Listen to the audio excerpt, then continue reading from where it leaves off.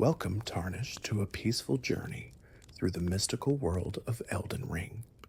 As you begin to relax, make sure to subscribe, close your eyes if you wish, and allow yourself to gently drift into sleep while I guide you through fascinating facts, secrets, and curiosities scattered across the lands between.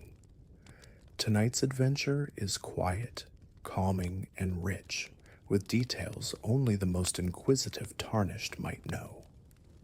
Let's begin with the curious world building that surrounds Elden Ring's vast open world and its many layers of mystery. First, did you know that the character Ranni the Witch has 4 fingers on each hand, unlike many other beings in the lands between, who often follow the more standard 5-fingered humanoid anatomy? This subtle design choice may be more than stylistic. Ranni's 4 fingers are an intentional reflection of her opposition to the greater will, whose agents, the 2 fingers, are quite literally built around the number 2 and are associated with strict cosmic order. By contrast, Ranni's disavowal of the greater will might even symbolically extend to her altered anatomy, reinforcing her role as a rebel who carves her own path. Speaking of symbolism, let's take a closer look at the Erd tree, the enormous golden tree visible from nearly every corner of the world.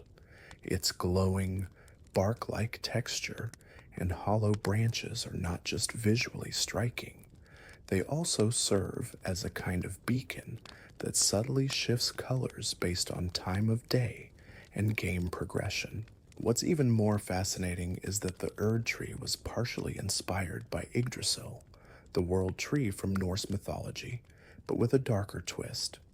In Elden Ring, the Erd tree is both life-giving and imprisoning, a central symbol of divine control as much as divine grace. It provides blessings, sure, but it also shackles the world beneath a celestial hierarchy. Now let's consider one of the most overlooked mechanics in the game: weather. The Lands Between has a dynamic weather system that changes the way certain areas feel and even slightly alters enemy behavior. For example, rain lowers fire damage, making encounters with flame-wielding foes a bit more manageable. In storms, lightning damage becomes stronger, and in regions like Limgrave or Caelid, the weather isn't just for atmosphere. It plays into how the game presents tension. Players might never consciously realize it, but the change in enemy detection range, lighting contrast, and sound effects during a stormy night amplifies immersion in subtle but powerful ways. Another detail worth noting is how enemy design often tells a story without needing a single line of dialogue. Take the Cleanrot Knights, for example. These golden armored warriors are encountered in the swamp of Aeonia, standing vigil in an area most have abandoned. Their presence there reflects an act of loyalty bordering on self-destruction. They are Millennia's warriors, and they continue to defend her rotting domain out of honor, even as they decay with the scarlet rot themselves. Their armor, pristine in other zones, is tarnished and overgrown in the swamp, showing their descent without saying a word. You may have encountered the giant walking mausoleums, stone turtles with buildings on their backs, wandering the landscape on massive stone legs. These creatures are some of the most awe-inspiring visual elements in the game. But did you know their sound design includes the faint noise of bells, dragging stone, and crumbling architecture blended together? Some players report hearing low chanting or whispers if they stand near the mausoleums long enough, which may or may not be intentional, depending on your perspective. FromSoftware has a long tradition of auditory illusions, and this fits right into their style of environmental storytelling. The turtles, or walking mausoleums, are not just cool set pieces.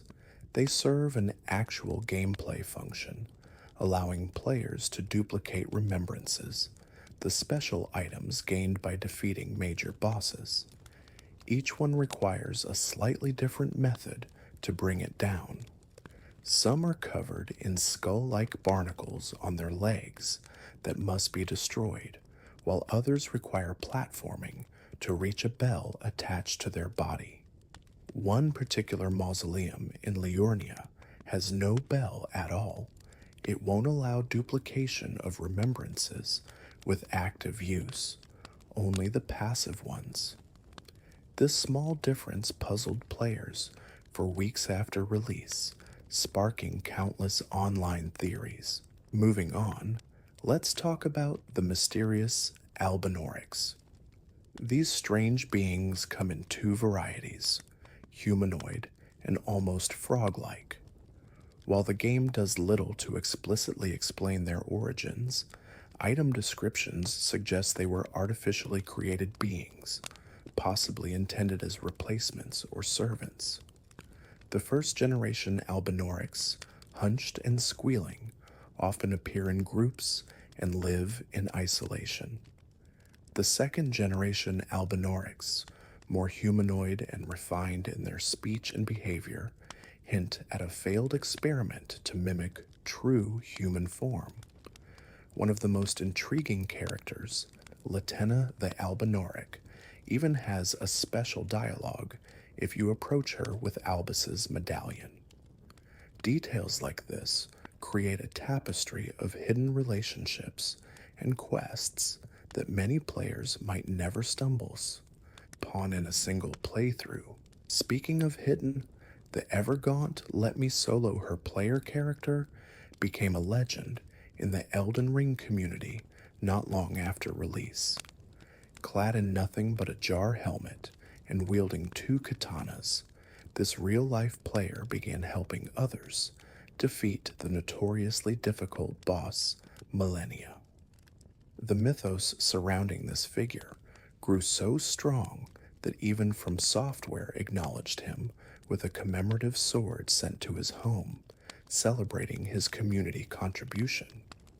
While not technically part of in-game lore, the presence of such players and the culture around cooperative summoning is a crucial part of what makes Elden Ring a living world. And what about cut content? Early data mines of the game revealed multiple unfinished or removed quests, including one for Vike, the knight who appears on the game's promotional art. Although Vike appears in-game as an invader and in Evergaol form, his lore is sparse. Yet item descriptions and files suggest he was meant to play a more active role, possibly as a rival Tarnished who almost became Elden Lord himself. His descent into madness, marked by frenzied flame scars, hints at a storyline where he might have been a mirror to the player's own path. Sadly, this arc seems to have been trimmed before release. There's also evidence of removed areas. Early builds of the game included references to zones not currently accessible, such as mysterious caves and possible underwater segments.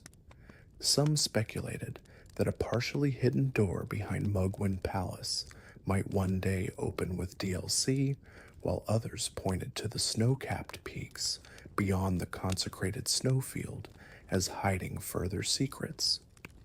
FromSoftware is no stranger to cutting and later restoring content in expansions, so these hidden corners might yet find their purpose. The game's use of light and shadow also deserves mention. Unlike other open-world titles that rely heavily on Shohyud markers, Elden Ring subtly guides players with environmental cues. The placement of torches, the way sunlight filters through trees, and the gentle glow of sights of grace all serve to lead players forward without breaking immersion. There are even reports of faint musical notes tied to specific lighting changes, though these may be more psychological than literal, given the game's masterful use of sound to enhance exploration. And then there's Torrent, your spectral steed. While many RPGs include mounts, Torrent is something special. He can double jump, traverse spectral platforms, and scale cliff faces that seem inaccessible. But few know that Torrent has a hidden passive stat. He gains increased poise and stability in combat, depending on the armor worn by the player. He also has special reactions to environmental hazards. He'll buck slightly if hit by a fireball, and whinny softly if poisoned. It's a level of detail you'd expect from a character, not a mount. One final note for this part. Many NPCs have secret animations or behaviors depending on your decisions. For example, if you summon Oleg the Banished Knight frequently, his idle stance becomes slightly more relaxed over time. He starts to mimic the player's movements, implying a subtle bond being formed. This mechanic is never explained, never directly mentioned, but is built into the animation system to create a sense of connection. Similarly, summoning spirit ashes near the remains of their original bodies often results in subtle changes to their performance, stronger attacks, faster recoveries. It's as if they feel more whole, more complete when near their former selves. And with that, we close the first chapter of our journey through Elden Ring's deeper details. Stay relaxed and let your mind drift softly, knowing that more hidden truths and calming discoveries await in the next part. The lands between are vast and their secrets endless. Just breathe and let the next chapter guide you deeper into rest. Let's begin with the mysterious jars. These curious, pot-like creatures, often called living jars or jar warriors, are one of the more iconic sights in Elden Ring's world. Their rotund bodies, stubby arms, and cheerful clanking noises make them oddly endearing, but their origins are more somber than they seem. Inside every living jar is a collection of corpses and blood, literally. The game reveals, through item descriptions, that these jars consume the dead to grow stronger. They are not made of clay alone, but are vessels of remembrance, absorbing the essence of those they hold. This explains why, when broken, they explode in a shock of gore rather than shards of ceramic. Alexander, the most famous of the jar people, is a warrior who longs to become stronger. He actively seeks out powerful battles so he can absorb the essence of fallen champions. It's a tragic, honorable, and eerie purpose all in one. By the end of his quest, Alexander literally asks the player to kill him, not out of despair, but to fulfill his dream of becoming part of greatness. A sad, yet beautiful end for a character that, despite his appearance, carries more emotional weight than most fully human NPCs. From jars to jellyfish, another peaceful yet mysterious creature in the world. The spectral jellyfish that glow in various areas of the lands between aren't just there for decoration. Most of them are non-hostile, gently floating with a soft purple bioluminescence. But if you strike one, you'll notice all nearby jellyfish turn aggressive, suggesting a group awareness or shared consciousness. Even more poignant is the case of Aurelia and Aureliette, two jellyfish sisters separated in undeath. If you complete a certain quest line with the spirit jellyfish ashes and find their grave in the mountaintops of the giants, you'll reunite them. This connection adds a gentle, melancholy touch to an otherwise simple summon item. A ghostly creature becomes a vessel for storytelling, longing, and reunion. Have you ever noticed the subtle breathing animations in certain enemies and structures? FromSoftware adds ambient life to objects most players wouldn't expect to move. Some statues seem to subtly shift their posture if you linger long enough, particularly those that depict demigods or the fingers. While it's debated whether this is a trick of the lighting engine or an intentional animation, many players have captured subtle motion, like a slow rise and fall, as though the stone itself were exhaling. And speaking of the two fingers, did you know that they do not speak directly ever? All of their dialogue is translated through finger readers, like Enya, who stands beside them in the round table hold. The two fingers use a language of tremors, hand gestures, and mystical energy that only the finger readers can understand. Interestingly, the three fingers, found beneath Lanedell, break this rule by directly embracing the player in a silent, yet overwhelming interaction. There's no translator, no words, just an intense and fiery embrace. It's a clever design choice, emphasizing that the frenzied flame operates outside the structures of order, hierarchy, and language. Now, let's head underground. Beneath the lands between lie some of the most breathtaking regions in the game.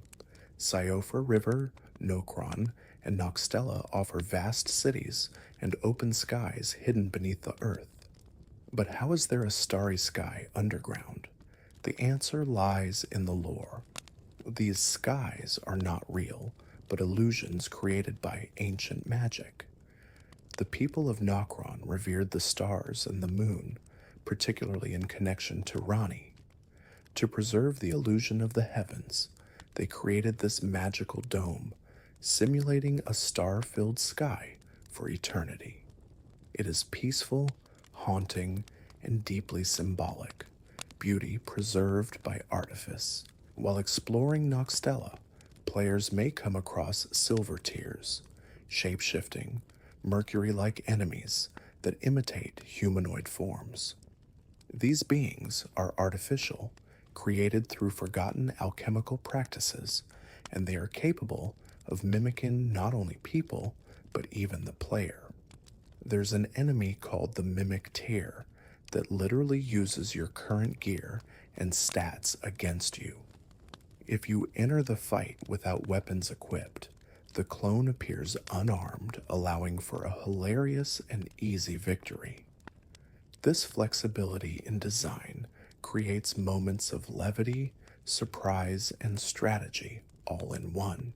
Moving on to the outer edges of the map, the Haligtree is one of the most secret areas in the game, locked behind multiple layers of progression and hidden portals.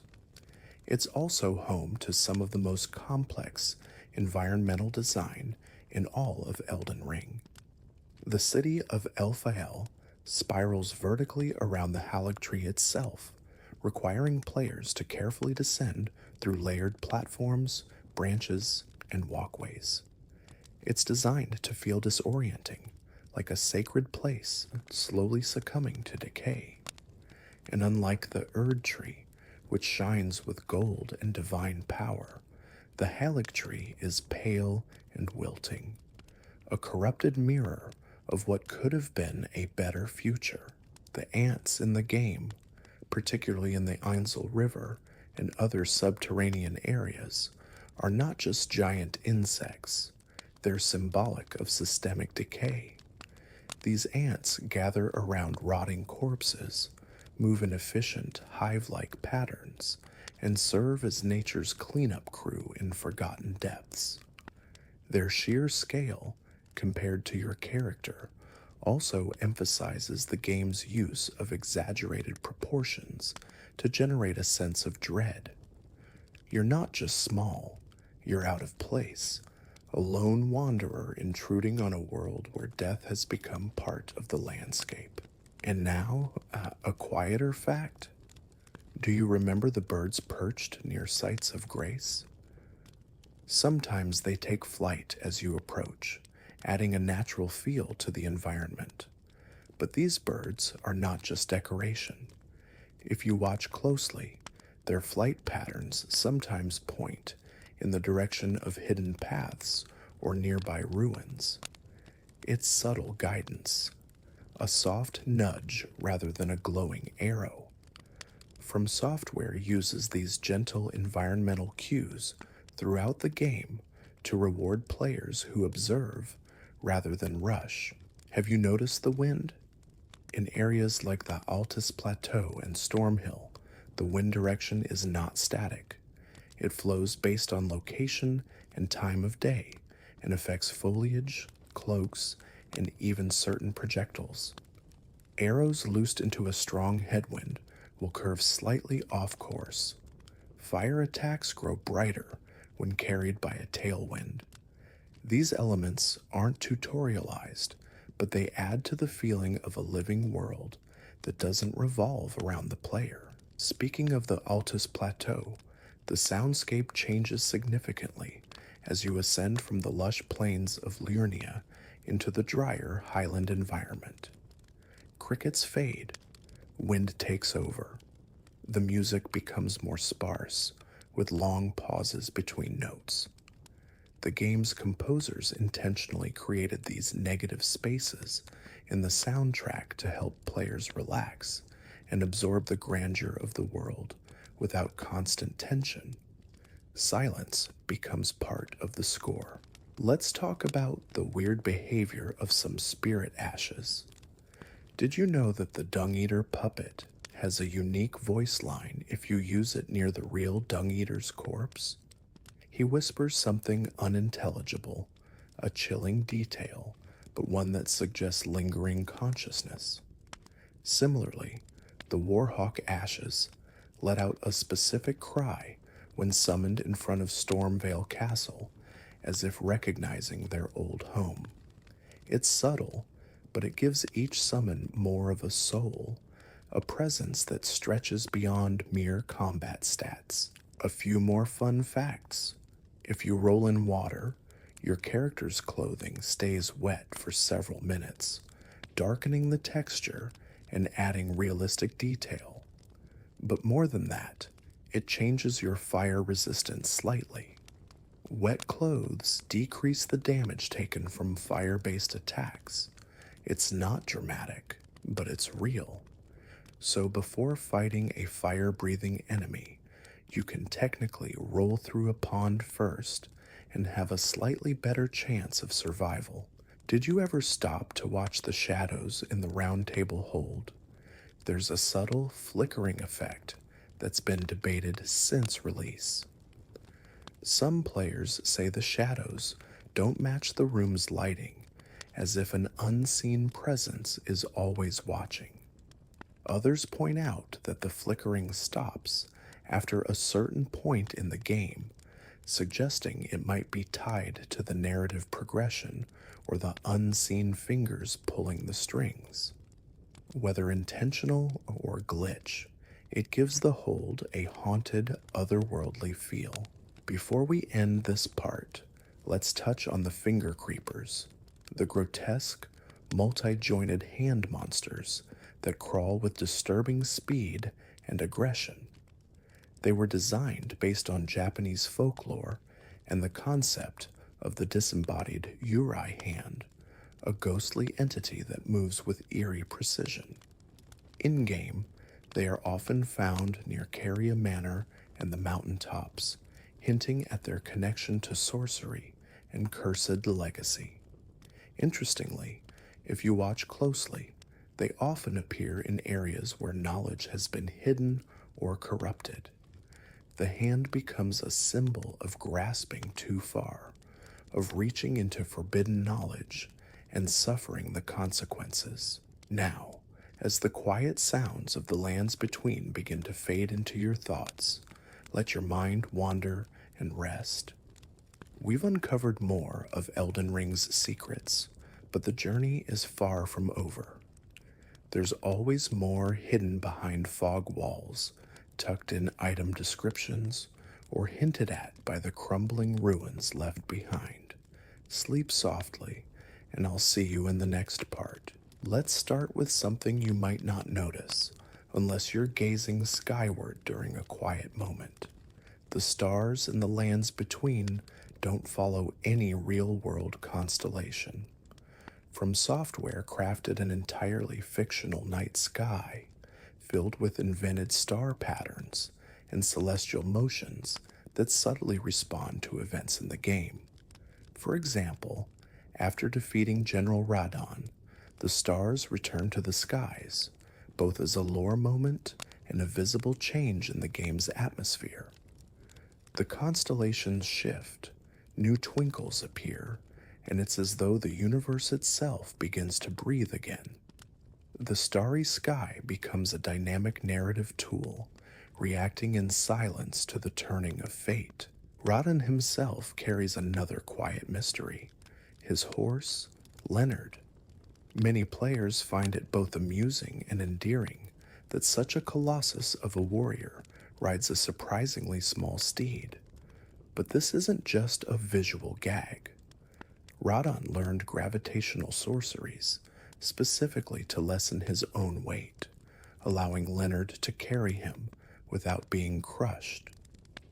If you examine the animation closely, or pause the game with tools, you'll notice Radon hovers slightly above the saddle, a clever visual trick supported by subtle rigging in the game's model.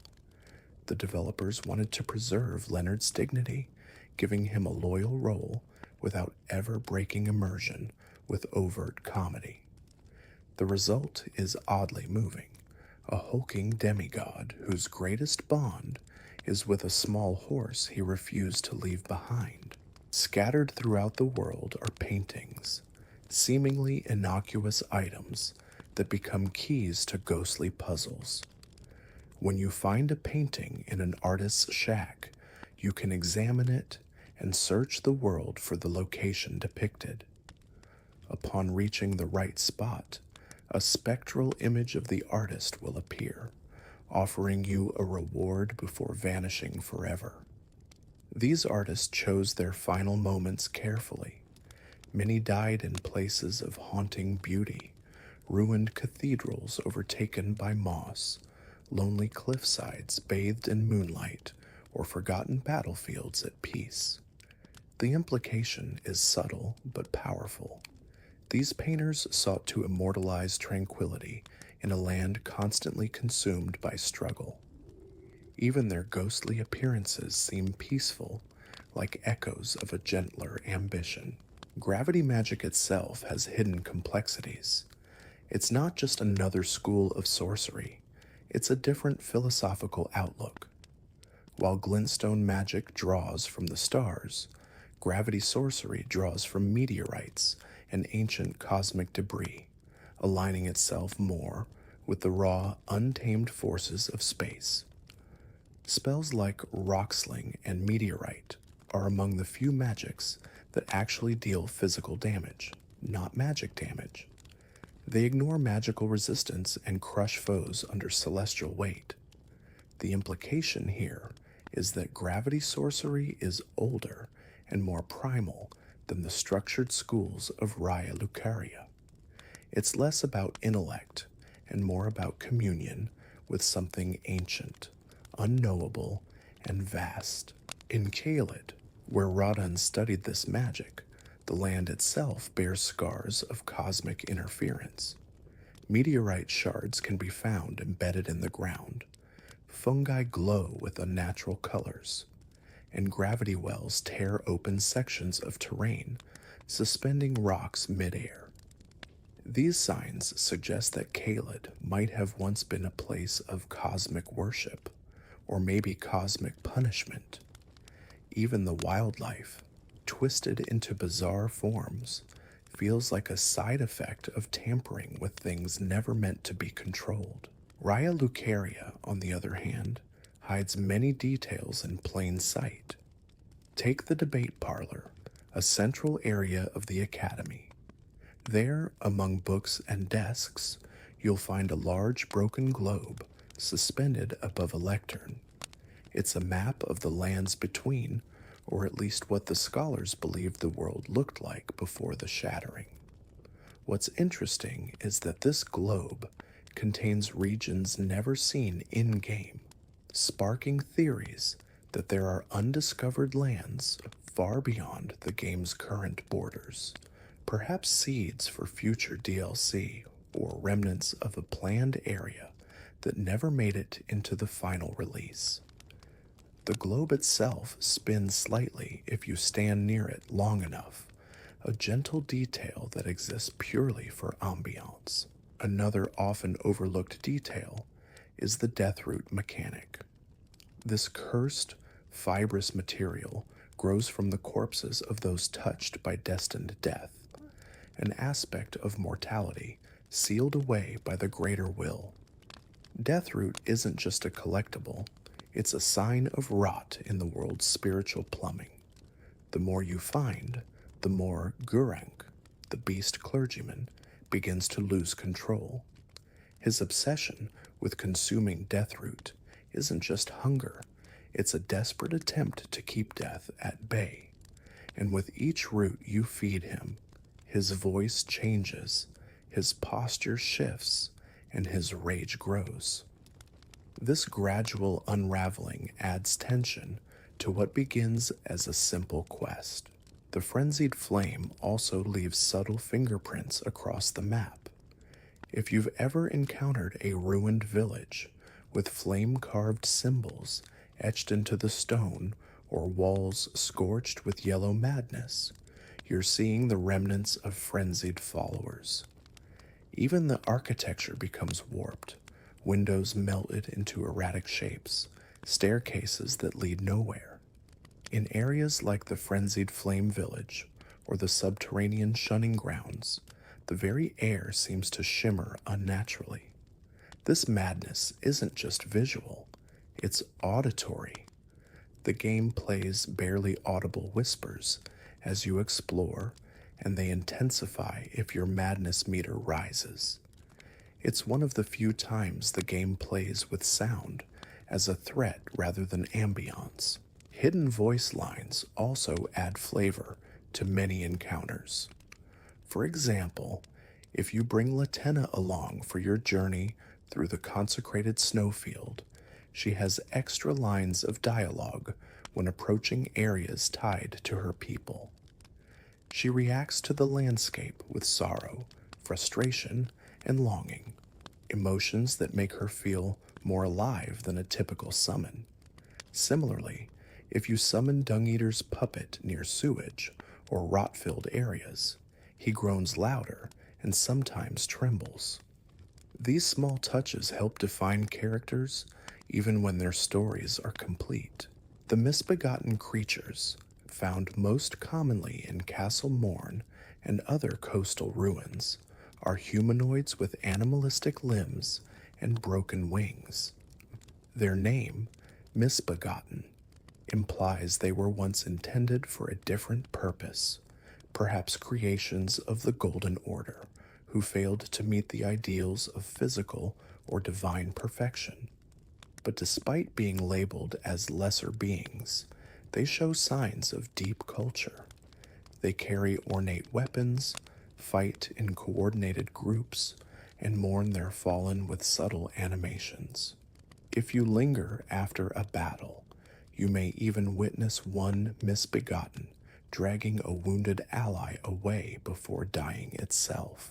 The game's day-night cycle does more than change lighting.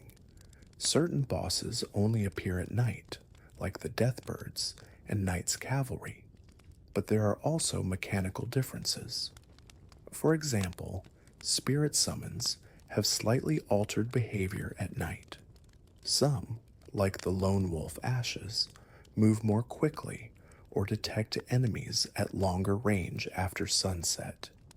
Additionally, torches glow brighter and illuminate further in darker hours, subtly encouraging players to explore with caution and curiosity. Spirit ashes also have hidden interactions with specific weapons or areas. The Caden mercenary spirit, for instance, gains increased poise if summoned near other Kaiden warriors, implying a boost from camaraderie. The noble sorcerer, often dismissed as weak, actually scales with the player's intelligence stat more than most ashes, meaning he becomes significantly more viable late game than early. Details like these reward players who experiment with summoning in unusual places or combinations. There's also a hidden friendship mechanic tied to some summons. Banished Knight Oleg and his twin, Ingval, each show subtle changes if you use them consistently. Oleg becomes more aggressive and animated in his movements, while Ingval begins blocking more for the player. It's never explained, never shown on a stat sheet, but the game quietly rewards those who build bonds through repetition. Even map markers hide clever functionality. By placing a beacon near hard-to-reach areas, your compass pulses faster as you draw near, an unspoken method to help with vertical navigation. And if you place a beacon near a hidden wall or illusory floor, some NPCs will briefly glance toward it in their idle animations, as though aware of your intent. Lastly, many item descriptions change depending on when you pick them up. Some talismans gain extra lines of flavor text if acquired after a major boss defeat. Others, like the Dagger Talisman or the Crepice's Vial, tie into broader character arcs that only reveal their significance once you've reached later stages of certain quests. Reading items twice at different story points often reveals more than you'd expect. There's always more waiting in the corners, details woven into environments, tucked into item flavor text, or hiding behind a character's subtle expression. These quiet truths build the magic of Elden Ring, layer by layer, moment by moment. As we continue forward, know that the next section will only deepen the wonder. One of the more easily missed details in Elden Ring is the way enemy aggro ranges differ by region and time of day. In Limgrave, enemies are quick to spot you even from a distance, especially during daylight. But in places like the Weeping Peninsula, their sight lines shorten at night, and their alert animations slow. This subtle shift was implemented not just for immersion, but also to encourage slower exploration and different approaches based on the hour. It creates a soft rhythm to the world, day for combat and questing, night for sneaking and discovery. Many players never notice that some ruins have multiple layers hidden beneath them. What looks like a simple ruined platform might conceal a ladder or stairway that only appears if you roll through a specific pile of debris. Some even have false ceilings that break if struck with an upward swing. These secret sections often house rare talismans or unique crafting materials. One notable example is the hidden cellar beneath the ruins near the Erd Tree-Gazing Hill Site of Grace, which contains an elevator leading to a sealed-off chamber with a buried mini-boss. These tucked-away segments encourage a kind of slow, deliberate curiosity, rewarding those who explore every inch. The game's physics engine has some rarely discussed quirks. For instance, throwing a rainbow stone off a cliff not only helps measure fall damage, it also briefly interacts with the game's sound filters. If you're wearing certain helmets or are deep in a cave, the echo from the stone changes dynamically based on your location. It's an audio design decision that adds depth to an otherwise minor item. Similarly, dropping bones, kukris, or even the silver pickled fowl foot creates subtly different sound effects on different surfaces. The floor matters, dirt, wood, stone, snow, all have their own acoustic profile. Some of the game's scarier enemies are less dangerous than they appear, specifically the dogs and birds. While many players consider them terrifying due to erratic movement and high damage, their health pools are often extremely low, suggesting they're more of a psychological obstacle than a true combat threat. But what's more intriguing is that some of these animals will retreat if their pack is broken. For example, after defeating the Lead Warhawk in Stormvale, the others sometimes flee to nearby rooftops instead of continuing to attack. The AI has built-in panic and regroup behaviors, rarely noticed, but meaningful in a larger design sense. In the mountaintops of the giants, many players have walked past the corpses embedded in the snow without noticing their arrangement. These aren't randomly scattered bodies. They are often found kneeling in worship or curled around shattered statues. Their positioning suggests an ancient ritual interrupted by death or divine punishment. A few are even pointing skyward, as if reaching toward the Erdtree's glow. One particular group of frozen pilgrims can be found at the base of a ruined pillar, where the snow is slightly shallower and glows faintly, a sign that something powerful once stood there. No quest leads you to it.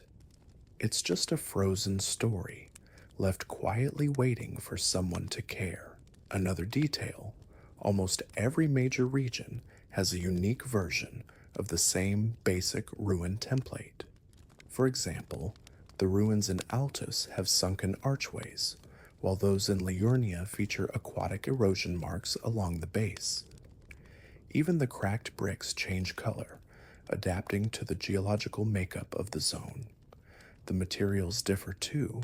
Some crumble when struck, others do not. The result is a landscape that feels consistent without ever repeating itself too obviously. FromSoftware reuses assets with subtle mutations to create familiarity while still honoring each region's distinct character. There are also certain animations that only trigger in specific zones.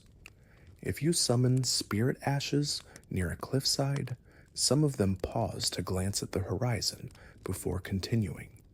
The skeletal militiamen, in particular, exhibit this behavior near the cliffs of the Altus Plateau. It seems almost like reverence, perhaps a remnant of their past lives as watchmen or soldiers who once guarded the edge of the known world. These are tiny additions with no mechanical impact, but they breathe life into the otherwise silent companions at your side.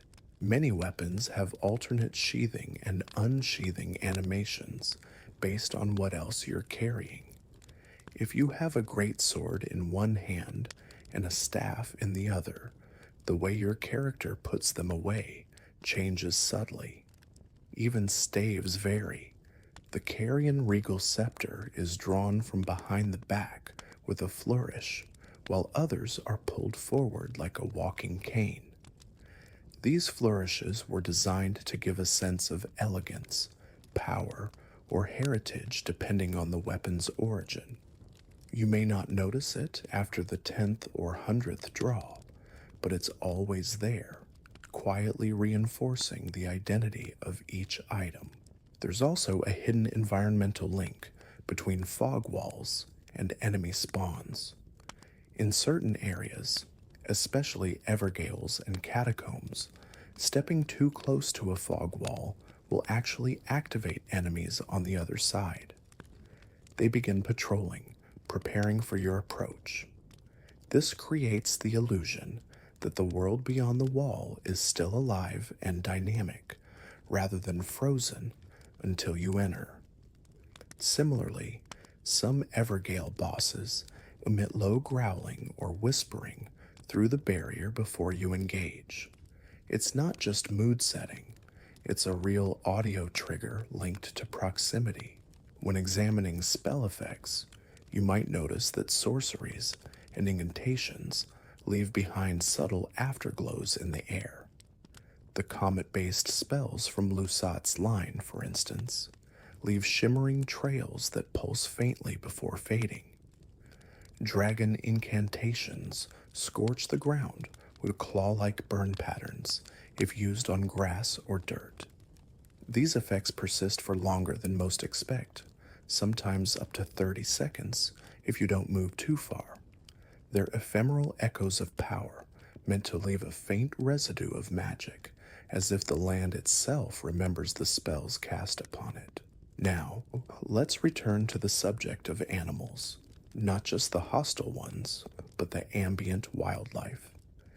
Deer, tortoises, and owls populate the quieter regions of the map, often gathering near sites of grace or wandering gently through meadows.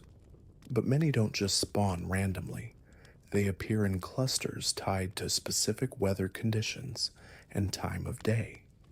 You're more likely to see owls during foggy nights and turtles during mid-morning after rain. Some even vanish if you sprint or draw your weapon too quickly, as if the game is rewarding those who move gently through the world. And then there's the behavior of non-hostile NPCs. Certain characters will hum, sigh, or murmur if left idle long enough. Saluvis, the puppet master, has a distinctive throat-clearing habit if you wait outside his lab.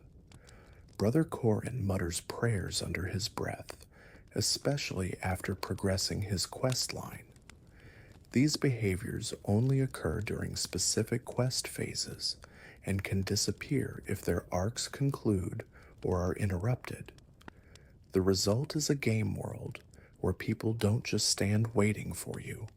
They exist on their own timelines, with idle thoughts and fading routines. The merchant caravans, those large wagons pulled by giants, are more than loot containers.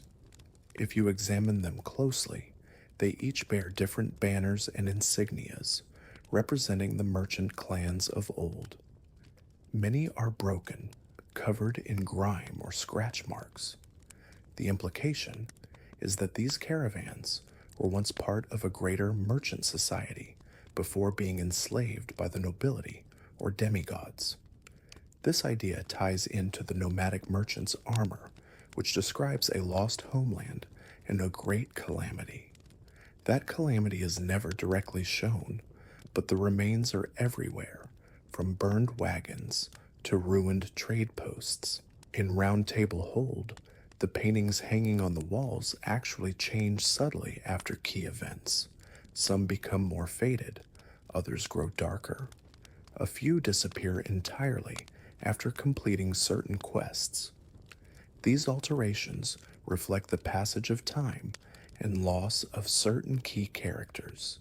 It's not dramatic enough to draw immediate attention, but it leaves a lingering impression of decay, like a memory slowly slipping away, even in this supposed haven beyond death. And finally, a curious fact about rune arcs. Most players use them to boost stats when their great runes are active, but few realize that rune arcs slightly enhance HP regen for a brief moment after consumption, regardless of rune status. This bonus lasts only about 10 seconds and is not shown on the HUD, but it can make the difference in tough fights. Additionally, if you consume a rune arc near a site of grace, the glowing effect actually pulses brighter for a few moments, as if the grace is reacting in resonance with the arcane energy. It's never explained, never required, but always there, waiting to be felt. Each of these details, while small on their own, weaves together to form the larger, quieter majesty of Elden Ring. It's a world built not just for the eyes and hands, but for the soul, crafted in layers of care, mystery, and silent storytelling. And still, there's more. much more. The landscape of Elden Ring isn't just diverse in terrain, it's deeply embedded with historical context. Many of the cliffs, plateaus, and valleys are shaped not by natural processes, but by the aftermath of war and divine upheaval. For instance, the massive craters in Limgrave and Liurnia are remnants of meteoric impact and magical bombardment, not erosion. The crater near Fort Haight, for example, is actually the scar left by the stars after Radon's defeat, a literal opening torn into the world that leads to Nokron. It's not just spectacle, it's storytelling in the terrain. Speaking of terrain, the footprints of giants and the mountaintops of the giants are more than visual set dressing. In some places, you can trace their movements across the snow, following enormous indentations that form paths between ancient battlegrounds and ruins. These tracks often lead to giant corpses, half buried in snowbanks or resting against crumbling structures. Some players believe that each frozen giant can be matched with a living counterpart encountered earlier in the game, implying a massive battle of attrition that occurred just before your arrival. The world is littered with the aftermath, but never the full story, leaving just enough to wonder. Armor sets in Elden Ring frequently hide small narrative hints. The commoner's simple garb has a tear near the left shoulder that perfectly matches the gash seen on certain NPCs who bear the mark of exile. It's a subtle design detail that tells you those NPCs were once just simple villagers or townsfolk, now cast out and repurposed for violence. The exile set itself is wrapped in frayed ropes and rusted chains, further implying that its wearers were imprisoned or forcibly conscripted. Even without a single word, their gear speaks for them. The notion of silence as story is a powerful motif throughout the lands between. Unlike many games that fill every corner with exposition, Elden Ring lets silence be its own kind of dialogue. When entering the grand lift of Rold or the elevator to the Halleck Tree, there is no music, no narration, no cues, just the soft mechanical rumble and the wind howling through open stone. These moments aren't just transitions, they're ceremonies, short rituals of passage where the world holds its breath. The absence of sound becomes a sacred space. There are also entire quests that are silently missable.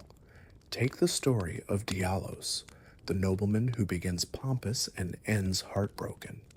If you follow his arc, you'll see him try to find meaning by protecting the humble jar people. His final fate depends not on a decision or dialogue, but on your timing. If you arrive too late, you'll find him already fallen. The only indication that he was there at all might be a lone jar mourning beside his body. No cutscene, no journal entry, just a quiet tableau waiting for you to understand what happened. Likewise, the lore surrounding the bell bearings, those items dropped by dead NPCs to allow you to continue their shop inventories, says more than it seems. Mechanically, it's convenient, but symbolically, it reflects a world where people are reduced to functionality after death. You no longer interact with the merchant or blacksmith as a person, only as a system. It's a commentary on the decay of human connection and the commodification of the soul. Every time you drop a bell bearing into the Twin Maiden Husk's hands, you are continuing a tradition of disconnection, even as you benefit from it. A particularly haunting area is the Windmill Village in Altus Plateau. The joyful dancing of the women there is not just eerie, it's unsettlingly purposeful. The dancers are surrounded by piles of bones, and their laughter never stops, even in death. Their attire is colorful, their movements graceful, but everything about the scene feels off. According to item descriptions and fan theories, the village was once host to festivals of sacrifice. The jubilant women are victims of madness, caught in an eternal loop of ritual joy, possibly brought on by the frenzied flame, or worse. Even the sky seems more yellow in this area, as if stained by their delusions. Elden Ring's obsession with cycles can also be seen in its architecture. Spiral staircases are everywhere, from castles to ruins to ancient towers. These spirals symbolize both ascension and descent, depending on your direction. The game plays with this by often making the top of a spiral tower lead to a site of grace or boss, while the bottom hides forgotten items, secrets, or corpses. It's a visual metaphor for progress and loss intertwined. And the further you go in the game, the more you realize that these spirals often circle back to truths you've already seen, now with new context. Ever wonder why some sites of grace face certain directions? The swirling beam of gold isn't random. It points you toward your current main objective, but in early zones, it often aligns with the player's intended emotional path. In Limgrave, grace points you to Stormvale, your first major challenge. But in Liurnia, the beams split, some toward Raya Lucaria, others toward Caria Manor, or hidden underground areas. It's an invitation to choose your own story. In later zones, grace grows erratic, the beams fractured and confused, mirroring your deeper descent into chaos and truth. Some characters in the game react to what armor you're wearing. If you wear the armor of someone they know, they may treat you with suspicion or reverence. Raya, for instance, reacts negatively if you wear the scaled armor of her adopted father, hinting at betrayal. Similarly, the finger readers sometimes pause or speak slightly different lines if you wear regalia of the Round Table's dead. These moments are subtle and unvoiced, but they exist to reward attention and choice. The world remembers what you wear, just as it remembers where you've been. A little-known mechanic involves the spirits of Evergale bosses. When defeated, their energy lingers. Some areas even reflect their absence. For instance, the area around the royal grave Evergale becomes slightly quieter after defeating the boss within. Animals return, fog lifts. It's as if the world breathes easier without their cursed presence. It's not just a windscreen, it's healing, built into the level design. There's also meaning in the smallest of gestures. The sitting sideways gesture, unlocked in Volcano Manor, mimics the pose of Lady Tanith as she sits beside the serpent. It's a gesture of subservience, but also one of hidden power. Many players perform it in front of NPCs just to see their reactions. Occasionally, it triggers alternate idle animations, like an NPC tilting their head or stepping back. Again, no prompt, no explanation, just a secret handshake between observant players and a world that's always watching. Weapons tied to specific characters often have invisible benefits. Morgott's cursed sword has increased stagger against omen enemies. The blasphemous blade, drawn from Rykard's soul, restores HP not just from kills, but from flame kills triggered by other weapons, if equipped in your inventory. These effects aren't always described fully, and some only activate under special conditions like phase shifts or co-op sessions. It's as though the weapons carry traces of their originators, still whispering their will through steel and flame. Even rain affects more than visibility. In the Weeping Peninsula, prolonged rainstorms draw out certain enemies that only spawn under gloomy skies. A rare field knight can appear near the Tower of Return during heavy downpour, but only if you approach from the east. This knight carries a weapon not obtainable elsewhere, proof that weather in Elden Ring is more than visual flair. It's a living variable that modifies the story based on your pace. Finally, let's pause at the edge of the consecrated snowfield. Here, visibility is so low that even the player map seems less useful.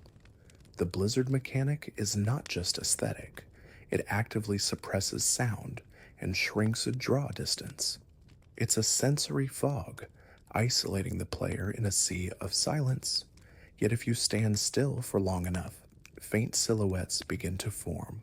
Pillars, trees, distant giants. It's a test of patience, a reward for slowness in a game that rarely demands it. And for those who persist, they'll discover one of the game's most intricate hidden paths, the invisible bridge to Miquella's Haligtree. This attention to texture, to movement, to ambient storytelling makes Elden Ring not just a game, but a meditation. It's a place where the world tells its own tale, quietly, beneath your feet and behind your back, waiting for you to slow down and listen. And there is still more to tell. Elden Ring is filled with moments where time feels layered, where the present, past, and future seem to coexist within the same space. One of the clearest examples of this is Farum Azula, the crumbling city suspended in a perpetual storm. The swirling debris, disjointed architecture, and dislodged time all give the sense that this place is breaking apart, not just spatially, but chronologically.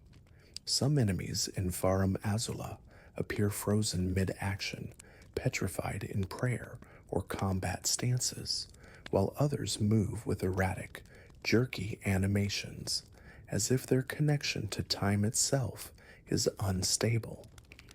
Even the music of the zone carries a strange syncopation, flowing unevenly like a heartbeat in a dying body. The beastmen of Farum Azula, who resemble lions or jackals, use crude weapons and martial arts, but what many players miss is that their style is subtly influenced by the clean-wrought knights, particularly in their use of lunges and sweeping blades. This implies some shared martial heritage or ancient crossover between cultures, buried by time. Their shaggy, worn armor also carries a symbol found nowhere else in the game, a flame enclosed in a square. It's likely a forgotten crest, once representing their deity or founder, now reduced to a mark worn by brutes who barely remember their origins. Another fascinating detail lies in the Dragon Communion churches.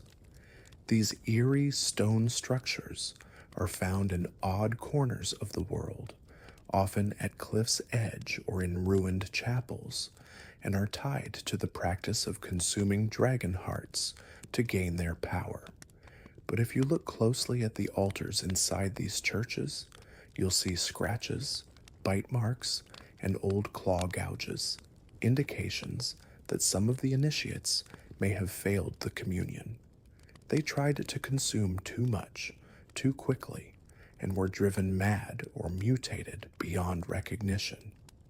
Even the text that accompanies these spells warns that dragon power is intoxicating and irreversible, a theme that echoes through many forms of forbidden knowledge in the game.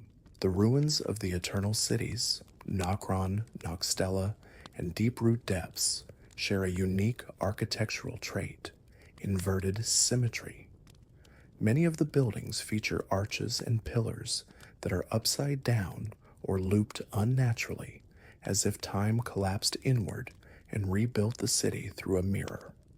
This reflects their obsession with imitation and illusion. The Eternal Cities were designed to reflect the surface world, but in doing so, they created a hollow echo.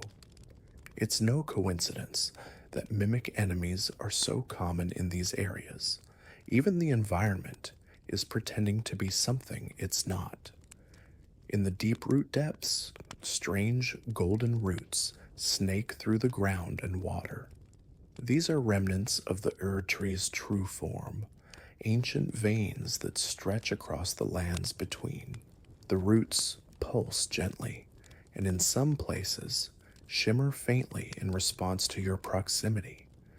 It's believed these roots carry the memories of those buried in the Erd tree's shadow. That may explain why so many ghosts appear nearby, whispering or miming old rituals. These aren't just lost souls, they're memories, looping eternally within the roots of the divine. Some of the most tragic storytelling comes from the minor NPCs who never speak. The ghost seated before the broken throne in Stormvale Castle, for instance, clutches a staff and wears the rags of a scholar. Based on nearby item descriptions, he may have been a royal tutor, abandoned during Godric's rise to power. His position in front of the shattered throne, eyes downcast, seems to imply regret or grief, not just at his own fate, but at what the lineage he served has become. Moments like this require no dialogue. They exist purely through context and placement. Spirit ashes can also give clues to past lives. The marionette soldiers are eerie, string-limbed summons that move with disjointed grace. Their description reveals that they were once mages who were transformed into living weapons by glintstone experimentation. This explains their strange twitching movement. They are literally puppets, their bodies long dead, animated only by threads of forgotten magic. Using them in combat means wielding suffering, deploying remnants of failed experiments as tools. It's powerful, quiet, and unsettling. Then there's the subtle behavior of the albinoric archers found in the Halig tree. Unlike most archers in the game, they don't shoot in predictable volleys. Instead, they adjust their position frequently, flank the player, and change aim mid-draw. This suggests advanced training, or perhaps even an awareness programmed into their artificial nature. Their arrows, tipped with crimson rot, reveal their purpose as defenders of the decaying Halig tree, willing to die for a cause already lost. If left alone too long, they sometimes kneel near their fallen comrades, muttering in a language that's never translated. The use of red in the game's visual palette is also deliberate and emotional. Crimson rot isn't just an illness, it's a metaphor for beauty in decay. Scarlet Aeonia blooms with rot-infested flowers, each one impossibly beautiful and horrifically fatal. Millennia herself, poised and graceful, is defined by the contradiction of her rot. Her attacks leave trails of crimson petals, making even her violence feel ceremonial. The contrast between beauty and suffering runs deep throughout the game, and red becomes the visual shorthand for this duality. You may have encountered the minor Erd trees, those glowing golden trees spread across the map. Each has a different aura, and most are guarded by Erd tree avatars. But few players know that the loot dropped by these bosses isn't random. It corresponds to the health of the tree. Avatars at withered or dimmed trees tend to drop broken or damaged crystal tears. Avatars at flourishing trees drop pristine tears with stronger effects. It's a small connection, but it adds logic to their placement and makes the act of exploring feel like tending to a spiritual ecosystem. In the world of item crafting, many of the cookbooks you collect include tiny illustrations that change depending on the region they're found in. Early cookbooks show scribbled notes and simple line work, but later ones, especially those tied to frenzied or heretical factions, become erratic. Ink splatters, torn corners, symbols scrawled in the margins. It's visual storytelling through UI design. Even the item screens tell you who these people were, what they valued, and how much they lost to desperation or obsession. The Ashes of War system also hides narrative structure. When you imbue a weapon with a particular ash, you're not just changing its moveset, you're channeling a fighting style passed down through the ages. The Flaming Strike ash, for example, is tied to the Fire Monks, and the animation mirrors their ceremonial blade rites. The Bloodhound Step comes from the elusive assassins who serve the Empyreans, and its crouched, animalistic movement suggests a lifetime of hiding in shadows. You're not just learning new tricks, you're inhabiting a lineage. Some messages from other players, when left in certain locations, glow more brightly or persist longer than usual. These are often messages that align with major narrative or emotional beats, like time for sadness placed near a beloved NPC's corpse, or try jumping beside an illusory wall. The game appears to promote messages that resonate thematically, not just those rated highly. It's a way of letting the community co-author the experience, gently guiding new players through shared emotion. Mountaintop regions often feature sculptures that have long since crumbled, their features worn smooth by wind and snow, but a few retain partial faces, usually frozen mid-scream or in quiet prayer. These statues are thought to depict former giants or ancient kings, and their placement near sites of grace suggests a forgotten reverence. If you look close enough, some of these statues point, not randomly, but toward distant landmarks or secret caves. They're not just statues, they're silent guides. The most powerful magic in the game isn't listed among the highest stat requirements. Instead, it comes from context. The spell, Unseen Form, for instance, allows the player to turn almost invisible. On paper, it's a utility spell, but narratively, it embodies the fear of being known, the desire to erase oneself from a cruel world. Many players use it in co-op, sneaking past invaders to avoid combat. It becomes an act of pacifism, of quiet resistance, a simple spell repurposed into something poetic. And there's the Round Table Holds layout. It appears symmetrical, but it's not. If you measure the distances between the rooms, you'll find that one hallway is slightly longer, one doorway slightly taller, one chamber slightly dimmer. It creates an uncanny effect when you can't quite articulate. The hold feels stable, but isn't. As the game progresses, it physically deteriorates. Doors collapse, fires spark, and eventually, the entire structure burns, revealing that even places outside the world are still vulnerable to time and entropy. Even the loading screens whisper secrets. The items shown are chosen not just at random, but often in response to recent events. After defeating a major boss, you may see a loading screen featuring that boss's remembrance. After dying in a new region, the next load may show a related talisman or spirit ash. It's the game's way of nudging you without dialogue, a gentle suggestion hidden in plain sight. These quiet intricacies are what make Elden Ring so endlessly fascinating. It isn't just built to be played, it's built to be lived in, to be wandered through slowly, absorbing its details like morning fog over a forgotten field. And though we've uncovered many of its quiet truths, the journey is not yet finished. Within the ruins of the lands between, A recurring architectural shape emerges again and again: the circle. Circular platforms, round altars, spiral staircases, and ring-shaped arenas quietly reinforce the central themes of cycles and repetition. In Elden Ring, nothing truly ends. Victories lead to new conflicts.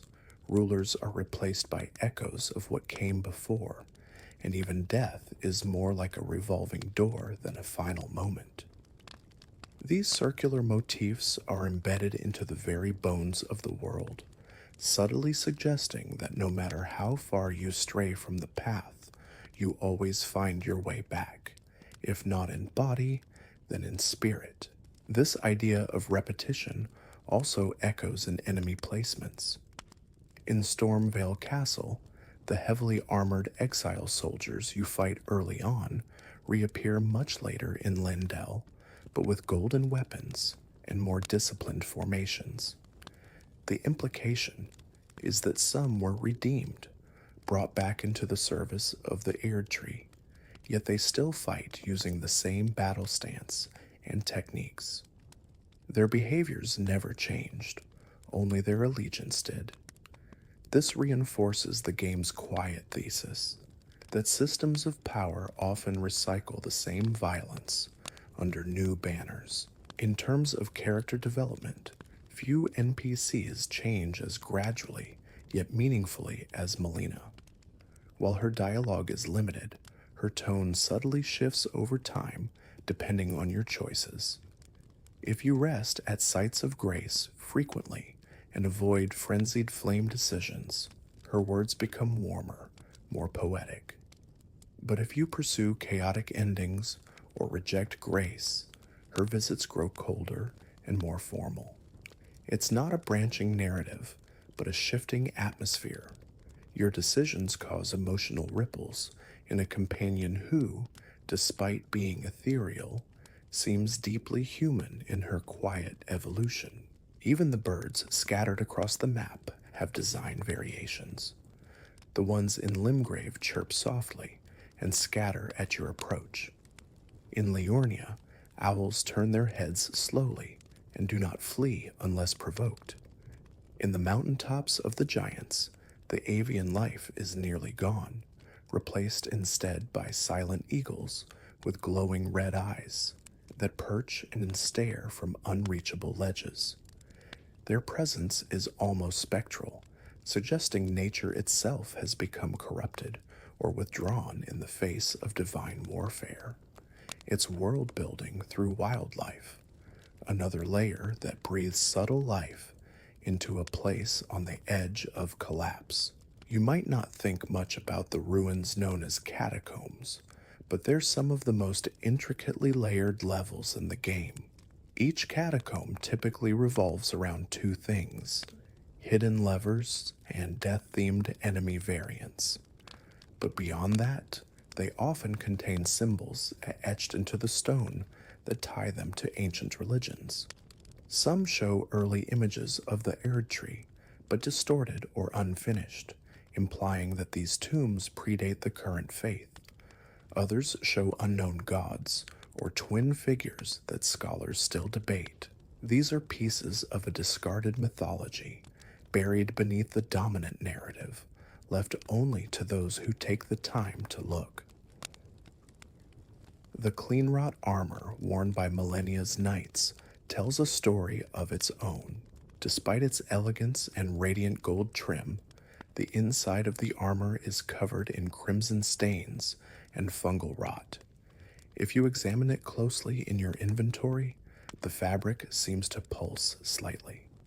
This is not just visual flair, it's a sign of the wearer's ongoing internal corruption. The armor isn't protecting them from the rot, it's containing it. These knights continue to serve their goddess, not because they are well, but because their devotion persists beyond reason, even at the cost of their bodies. Its devotion turned to disease. Certain areas of the game exhibit musical transitions that are so subtle they almost go unnoticed. For example, in the shaded woods of Altus Plateau, entering the path toward the shaded castle causes the ambient soundtrack to shift in tonality, moving from open melodic intervals to minor, dissonant chords. These transitions mirror emotional beats. As you near cursed places or sorrowful NPCs, the score descends into unease, guiding your feelings without ever directly telling you how to feel. This technique, called dynamic underscoring, is one of the most sophisticated uses of music in FromSoftware's design philosophy. In the region of Ainsel River, strange spherical enemies called silver tears appear as blobs of liquid metal. What's most fascinating is that these beings seem to evolve based on exposure to magic. Some begin to mimic humanoid shapes, mimicking the player or other NPCs. A few even use real weapon skills. This implies a biological curiosity in their design. They aren't merely enemies, but observers. There's even a theory that the silver tear that becomes your mimic tear isn't hostile. It's bonding with you, becoming a companion rather than a foe, a reflection of the self made manifest. The spectral snails that spawn enemies in dungeons are a brilliant mechanical metaphor. Players often wonder why enemies continue to appear after being killed until they discover the hidden snail, quietly summoning reinforcements from the shadows. These snails don't fight, they simply call. When destroyed, all summoned enemies vanish immediately. It's an eerie commentary on the source of aggression. Cut off the summoner, and the violence ends. Their inclusion reframes what seemed like endless waves of enemies into something more tragic, forced puppets fighting without will. Another environmental storytelling gem is found in the footprints of invisible scarabs. In certain places, you'll see glowing trails moving in circles through sand or grass. If you time your strike right, you'll hit something seemingly non-existent, only to reveal a glowing scarab that drops an ash of war or upgrade item. The concept of an invisible reward, made visible only through rhythm and observation, reinforces Elden Ring's deep love for player intuition. You aren't told where to look. You simply notice a ripple in the world and trust your instincts. The frenzied flame's mark, a burning, tangled eye, is not limited to walls and statues. In fact, it occasionally flickers inside the eyes of some enemies if viewed at just the right angle. This is especially true in the subterranean shunning grounds where madness has taken root. Certain rats, for instance, bear faint golden gleams in their pupils, flickering erratically like a suppressed ember. Whether this is a glitch, coincidence, or intentional, it creates a deeply unsettling effect. The suggestion that the frenzied flame is watching through every crack, every forgotten corner. Throughout the game, statues of Marika often appear in shrines and churches, but if you compare them carefully, you'll notice subtle differences. Early statues show her with both arms raised in blessing. Later ones, especially near crumbling ruins, show her with one hand lowered, and eventually, shattered statues show her with no hands at all. This progression mirrors her story arc and the loss of divine favor. As her influence wanes, so too does the symbolism carved into her image. The world reflects her fall not in speeches or cutscenes, but in quiet degradation. The enemy known as the ulcerated tree spirit, with its writhing, chaotic movement and grotesque form, can be found lurking beneath several minor Erd trees. Interestingly, each one drops a slightly different set of rewards, and the arena in which they're fought often bears signs of previous decay: blackened grass, shattered altars, or scorched soil. These spirits represent the Erd tree's rejected offspring, creations born malformed and cast away, only to fester beneath the very trees that should have nurtured them. Even in roots, there are secrets and regrets. Messages left by other players occasionally appear in unreachable locations, across chasms, behind walls, or inside sealed towers. These aren't glitches, they're signs of people using clever mechanics, like jumping from a nearby ledge or momentarily glitching into geometry. These unreachable messages become small challenges in themselves. How did they get there, and can I follow? They turn exploration into a shared game of invisible tag across dimensions. The flame monks found in certain regions chant in low tones as they patrol, but if you listen closely, their chants differ by location. In Caelid, their tones are dissonant, almost panicked. In Mountaintops of the Giants, they sound slower, more reverent. It's the same basic phrase, but the cadence and tone change depending on the world around them. They reflect the mood of their surroundings, like living instruments tuned by rot, ice, or time. Finally, one of the most intriguing hidden details lies in the behavior of summoned NPC phantoms during boss fights. Some, like Black Knife Taish or Latenna, will turn their heads toward the boss before you do, subtly foreshadowing the direction of an incoming attack. Others, like Dung Eater or Oga, let out different combat barks, depending on whether they're at half health or lower. They're not just mechanical companions, they're reading the room, and in a very real sense, they're reacting to the same danger you are. You're never truly alone in those arenas. Your choices follow you, quietly, patiently, all the way to the end. In the world of Elden Ring, death isn't the end, it's often the beginning of new meaning. Corpses don't just litter the landscape randomly. They're placed with care, telling stories through positioning and environment.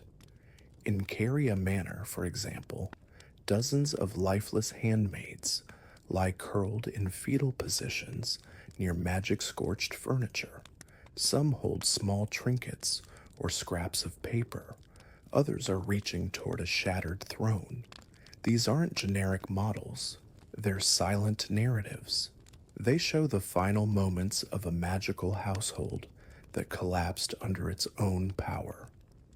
Their deaths are part of the scenery, yet they whisper histories to anyone willing to look twice. In Celia, the town of sorcery, a different type of environmental storytelling unfolds. The streets are filled with crystalline structures, frozen spell bursts, and ghostly silhouettes mid-casting. It's as though the town was locked in a single moment of magical catastrophe, like a paused memory.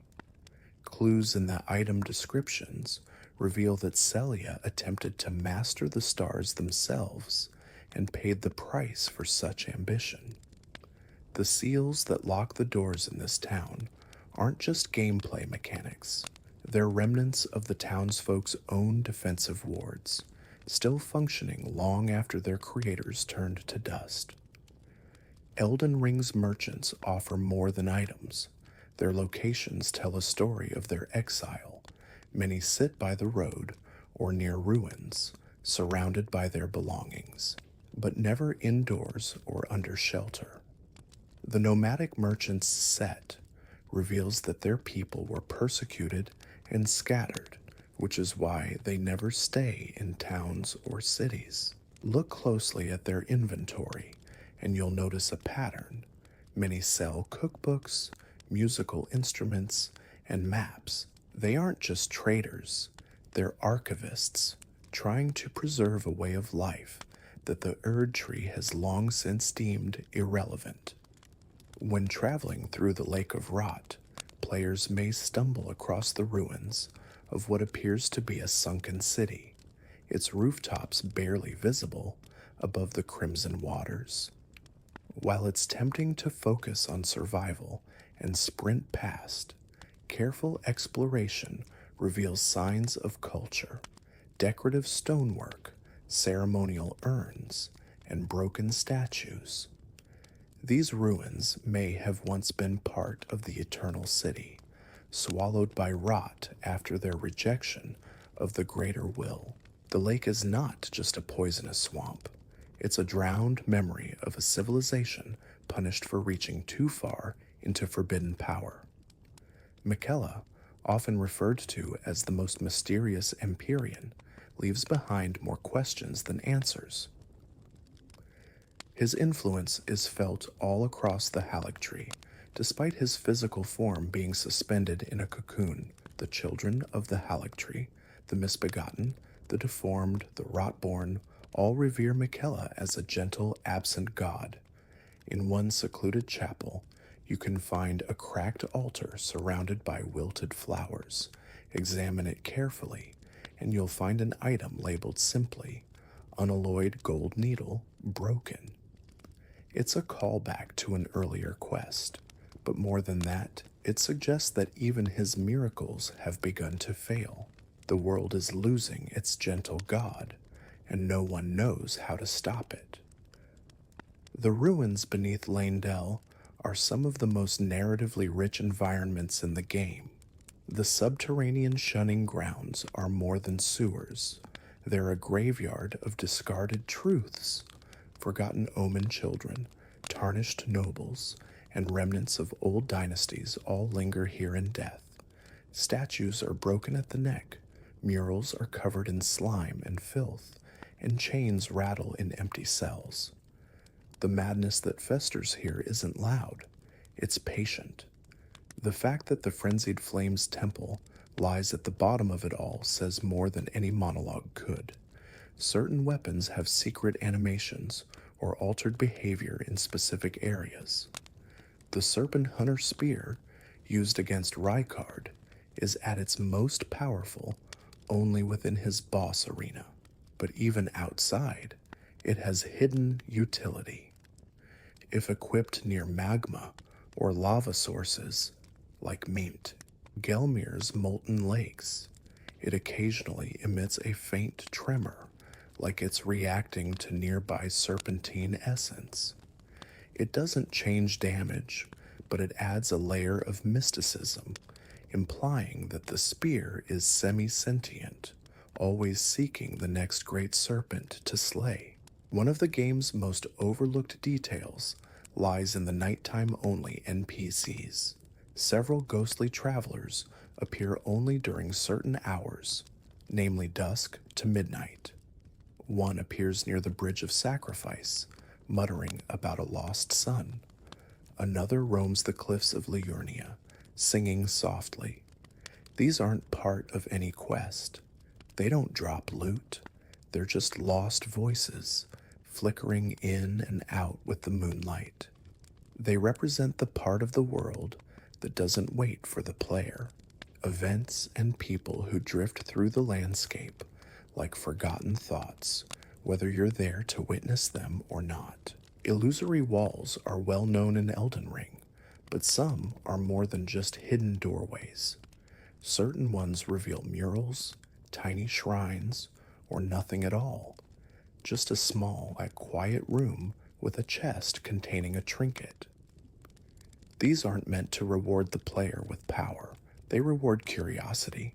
They're like fossils in a cliff face, left behind by ancient designers, not trying to balance difficulty, but to preserve texture. In some cases, the item within is a lower-level talisman or consumable. The true prize is discovering that someone, long ago, decided to carve a secret into stone and hoped someone else might one day find it. Some boss arenas undergo subtle changes after being cleared. The lighting adjusts, certain debris is cleaned away, and music no longer plays in the background. If you return to Renala's chamber after her defeat, her protective magic no longer flickers in the air. The chandeliers sway more slowly. The remaining students bow gently as you walk by, no longer aggressive. It's as though the battle was a storm, and now the sea is calm again. These spaces aren't static. They mourn, reflect, and breathe once the violence ends. The walking mausoleums that dot the map are some of the most visually arresting structures in the game. While most players are focused on bringing them down to duplicate remembrances, their interiors hold quiet secrets. Some mausoleums contain gravestones etched with names that never appear elsewhere in the game, long dead lords or heroes that were deemed unworthy of rebirth. Their legacies survive only as scraps of carved stone, and even those are trapped in wandering stone beasts destined to fall and be looted. It's a haunting commentary on the erasure of memory. There's a unique and easily missed behavior in the tree sentinels that patrol near major gates. If two are near each other, such as the duo outside Lane Dell, they'll adjust their formation when they spot you. One will circle wide while the other charges, creating a pincer movement. This isn't scripted. It's emergent behavior programmed into their AI. They're not just tough enemies. They're trained, intelligent guards, and if you watch them long enough without engaging, they sometimes raise their weapons toward the Erd tree in salute, then resume their patrol. Even some of the game's consumable items carry hidden meanings. The clarifying white cured meat, used to resist madness, has a description referencing the color white as a veil to conceal the eye.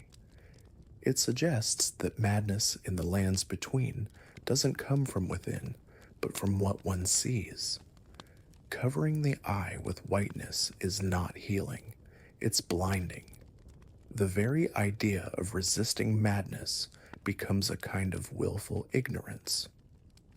This transforms a simple status effect item into philosophical commentary. If you enter the Grand Library after defeating Renala, but don't trigger her dialogue, she simply cradles her child and hums softly. Her lullaby is not part of the soundtrack. It's diegetic, linked to her model. It can even be heard faintly through walls, suggesting she continues singing whether or not you're nearby.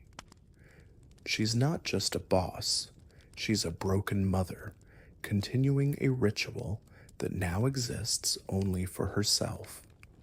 The world moves on, but she does not. Throughout the lands between, time seems fractured. The Erd trees stand tall and unchanging, yet buildings decay rapidly. Bridges collapse within a decade, yet some ghostly figures are thousands of years old. This inconsistency is not a mistake. It's a design choice. Time in Elden Ring is not linear. It bends around divine will. That's why the ruins of Nokron appear suspended in the air, why the ghost of War Counselor Seluvis appears before you even meet him in person, and why graves in one area are freshly dug, while others date to before the Erd tree existed. Time flows differently where grace does not shine, and finally, a quiet mechanic tied to weather. During rainstorms, fire-based spells and attacks produce smaller flame effects and deal slightly less damage. This isn't just visual, it's mechanical, and it applies even to enemy pyromancers. Conversely, during dry spells, fire spreads more rapidly, and torches light quicker. This is rarely noticeable unless you're paying attention, but it reflects a natural logic embedded into the game's systems. The world doesn't just react to you, it reacts to itself. Elden Ring thrives in these quiet complexities. Beneath its colossal bosses and grand vistas lies a tapestry of careful intention, layered with sorrow, curiosity, and forgotten beauty. And as we draw closer to the end of our journey, we continue forward, ever deeper into the details waiting softly in the shadows. The Erd Tree itself is perhaps the most iconic image in Elden Ring. Towering, luminous, ever present. But if you examine its base closely, especially near the capital outskirts, you'll notice the tree isn't rooted directly into the soil. Instead, it seems to grow out of a stone cradle, with enormous root tendrils wrapped around crumbling architecture. This suggests that the Erd Tree wasn't planted in a natural sense, but installed, raised from a previous foundation, possibly replacing something older.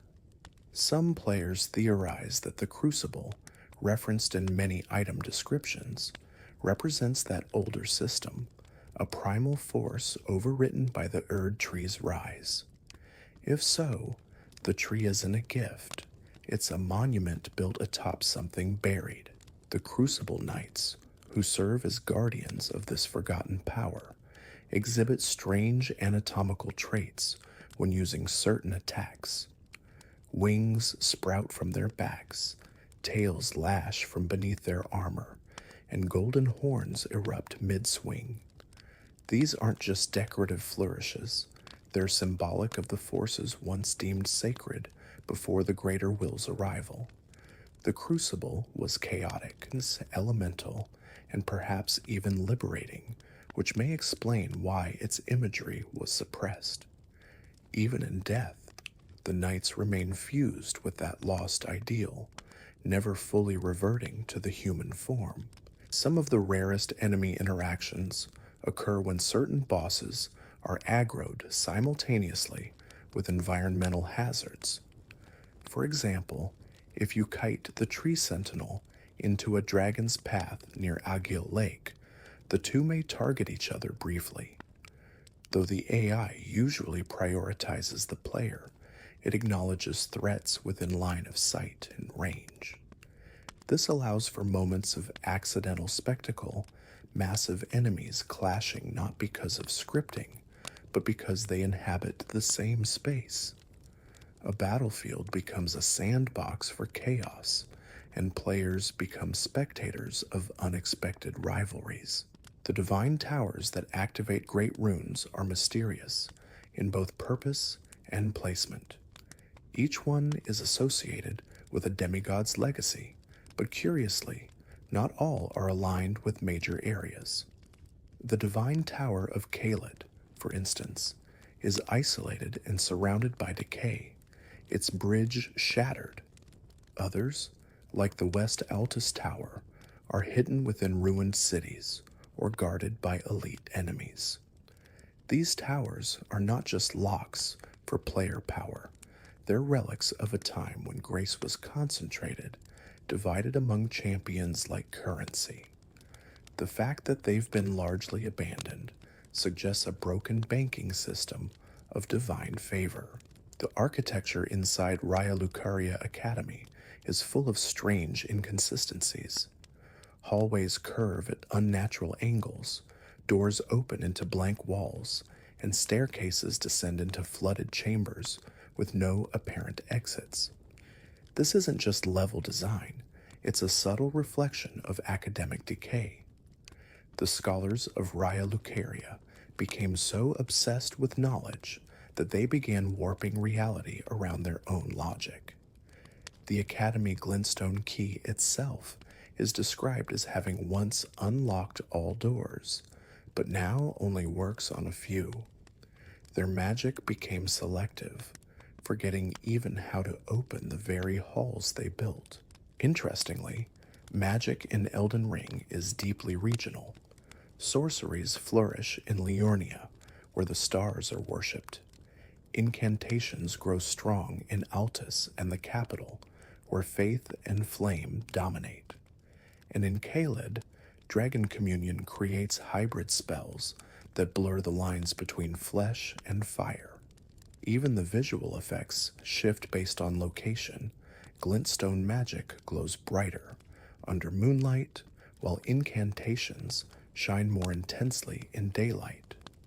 These aren't just cosmetic changes, they represent how magic draws from the land, aligning with cultural and environmental forces. A faith spell cast beneath the Erd tree feels different than one cast in the rot. Roderica, the spirit tuner, has one of the gentlest character arcs in the game. At first, she's afraid, unsure of her purpose, and overwhelmed by the cruelty of the world. But if you encourage her and pursue her quest, she slowly gains confidence, eventually taking up residence beside Hugh, the blacksmith. What's beautiful is that her presence changes him too. He begins to refer to her in affectionate terms, and his voice softens. Two broken people finding comfort in work and quiet companionship. There's no cutscene for this, just a slow, shared evolution told through tone and timing. If you ever rest at a site of grace near certain ruins, you may notice ambient whispers playing in the background. These are not part of the music, but embedded into the environment audio. In some locations, the whispers mimic key lines from item descriptions. In others, they sound like the dying gasps of long-forgotten heroes. They're almost imperceptible unless you wear headphones or pause after a long session.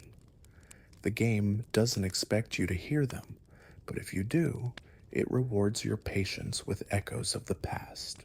The concept of mimicry shows up frequently in both obvious and subtle ways. The Mimic Tier boss is the clearest example, but other enemies mirror the player in smaller ways. Albinorics wield weapons you can find. Marionettes use familiar stances.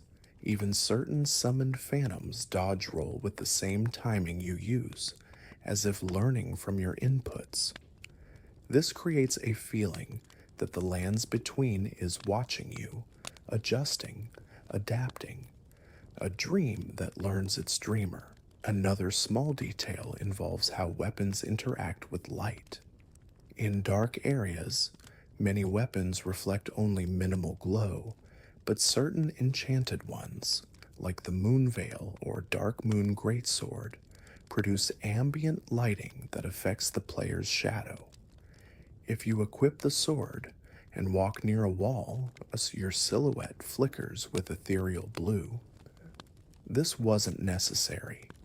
It has no mechanical use, but it makes you feel like you're wielding something truly otherworldly, something that bends reality just by existing. The battlefield where Radhan's festival takes place is one of the most visually striking areas in the game, but did you know that if you return there later, it changes? The battlefield becomes still, bloodstains dry, the music fades, the NPCs are gone. A few broken weapons remain scattered across the sand, and spectral dust swirls gently. It's not marked as a legacy dungeon, nor is it on the map as a completed event, but it becomes a memorial, a place where war ended and silence began. You can almost hear applause carried on the wind, long since faded. Certain flowers that bloom throughout the world tell you more about the region than you might expect. The golden centipede flowers near Landel indicate the reach of the Erd tree's power, but they vanish in the mountaintops. In their place, you find ghost glovewort, a plant that only blooms where death and memory linger. This environmental shift signals your movement from a world of grace into one of echoes. By the time you reach the Halleck tree, flowers are no longer golden or green, but white, brittle, and bleeding with scarlet rot. The land itself mourns its loss of life. And then there's the strange behavior of rats. They're among the first enemies you fight, often ignored or dismissed. But later in the game, particularly in the Shunning Grounds and Nokron, rats appear in odd numbers and locations. One room may contain a single rat guarding a golden rune, while another holds a trio arranged in a triangle around a corpse. These placements are intentional, symbolic. Some players believe the rats are worshippers of the frenzied flame. Others think they're messengers, mimicking human rituals, forgotten and grotesque. Either way, they're more than pests. They're part of the story, even if you never stop to notice. If you equip certain talismans, NPCs will occasionally glance at you differently. The Shabriri's Woe talisman, for example, which increases aggro, causes some NPCs to flinch or raise their weapons slightly when you speak to them. It's as if they sense something wrong. Wearing Rykard's Rancor charm near devout Erdtree followers causes them to speak with more caution or suspicion. The game remembers what you choose to carry, and so do its people. In Volcano Manor, the paintings and decor contain images of storms, volcanic eruptions, and beasts chained in fire. But none of the rooms have windows. It's an internal world, shut off from light and air. The metaphor is clear. The manor is a place of suppression, not freedom. Even though it claims to rebel against the Erdtree, its halls feel more suffocating than any other faction's domain. Fire without light, power without joy. The Haligtree, despite being a haven for those rejected by the Erdtree, is not a place of peace. It's meticulously maintained, yes, but empty. Its defenders are mechanical, its gardens overgrown, and its roots pulsing with disease. The few inhabitants who remain are broken or hostile, as though the tree itself has turned inward, folding over its pain. Miquella tried to build a sanctuary, but what he created was a tomb for himself, his followers, and his dream, and through it all the player walks, quiet, observant, sometimes violent, often curious. You move through a world that existed long before you and will continue long after, a world that doesn't bend to your will, but accepts your presence like wind through trees, felt but never controlled. Not every discovery in Elden Ring comes from a grand staircase or a glowing treasure chest. Some of the most powerful stories exist in the smallest of places. A half-buried sword in the snow, a dried flower next to a toppled statue, a grave facing a wall as if in shame. These details are never announced or explained, but they give the lands between a kind of weight, a silent dignity. You aren't just traveling through an open world. You're passing through a field of memories, many of them long since forgotten. One quiet area near the base of the minor Erdtree in Mistwood reveals a collapsed structure overgrown with roots. Nestled among the rubble, almost completely obscured, is a lone harp carved from glintstone. It cannot be picked up. It cannot be played. But if you linger in the area during nighttime, you'll hear faint notes on the wind, a ghost of music looping endlessly. It's one of the rare instances where the environment suggests the presence of something that was never meant to be interacted with, only observed. A story not for you to join, but to witness. Some NPCs change more than just their dialogue over time. They change their posture, their clothing, their presence. Bach the seamster, for example, begins hunched and hesitant, referring to himself as lowly. If you complete his quest and use the You're Beautiful prattling pate, his whole demeanor changes, his head lifts, his voice brightens.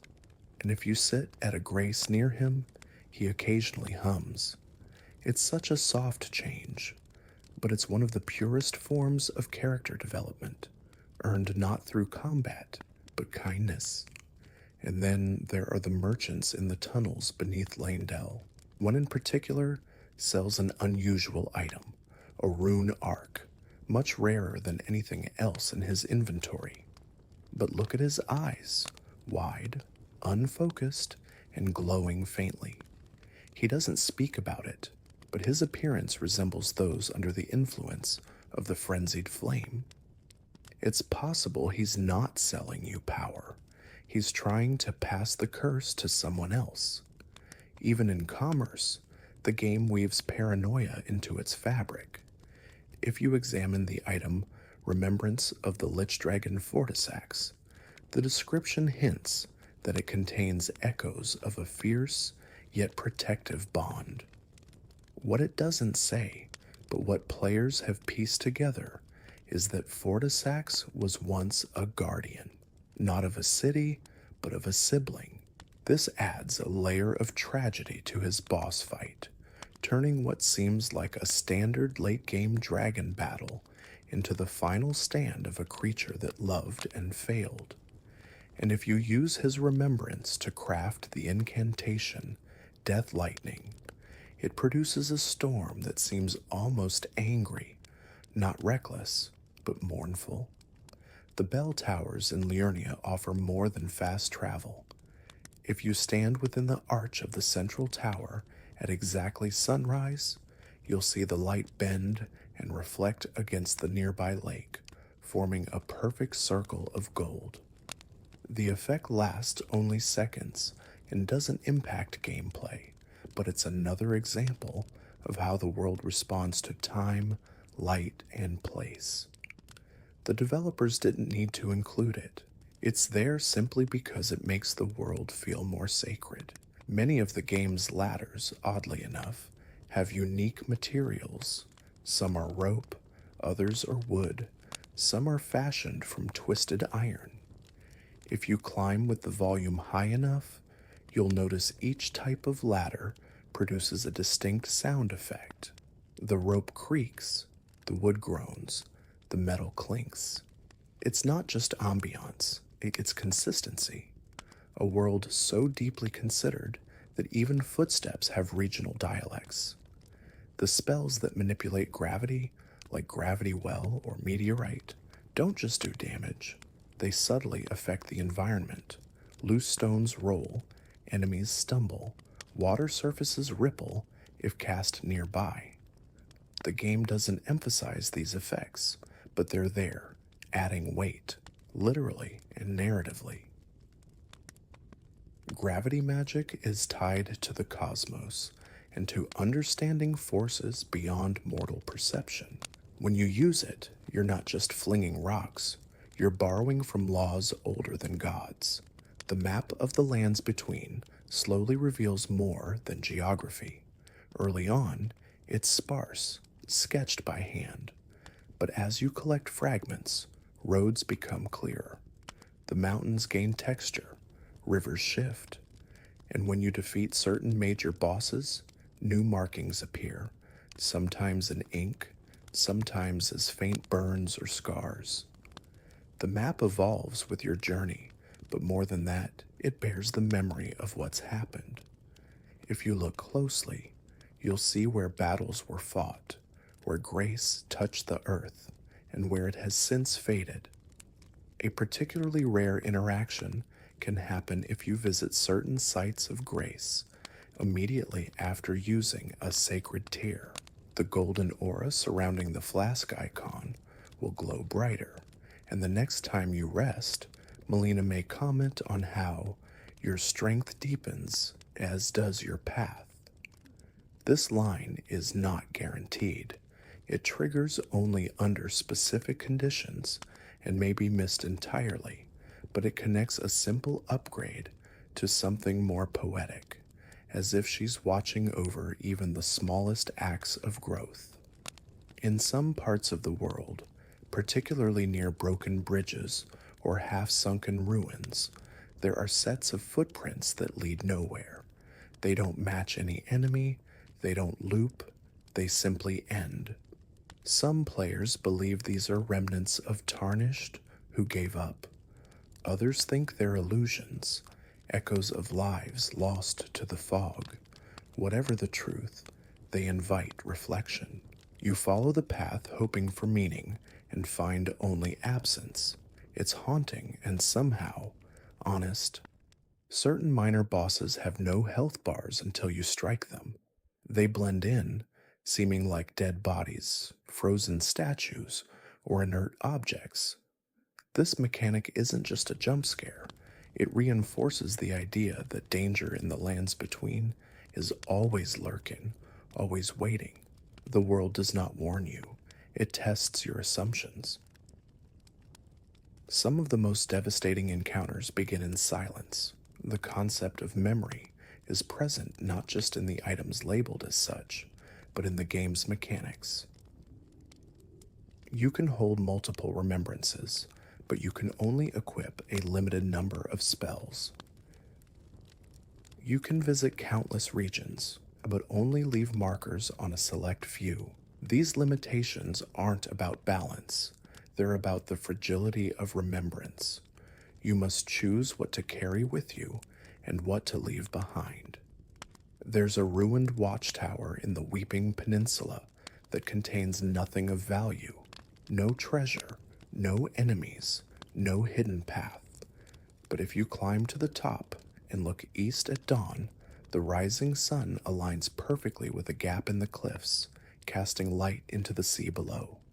For a brief moment, the ocean gleams gold, and then the effect is gone, a silent gift, not meant to be conquered or collected, just seen, a reminder that beauty in Elden Ring often exists outside of reward.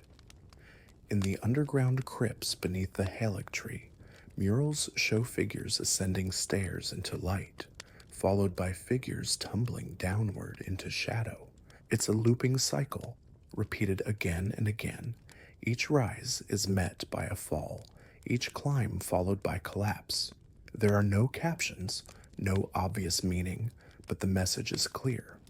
The Halleck tree, for all its glory, cannot escape the pull of repetition. Even in rebellion, the spiral continues. Some players discovered that the game's brightness settings can subtly affect visibility in dungeons.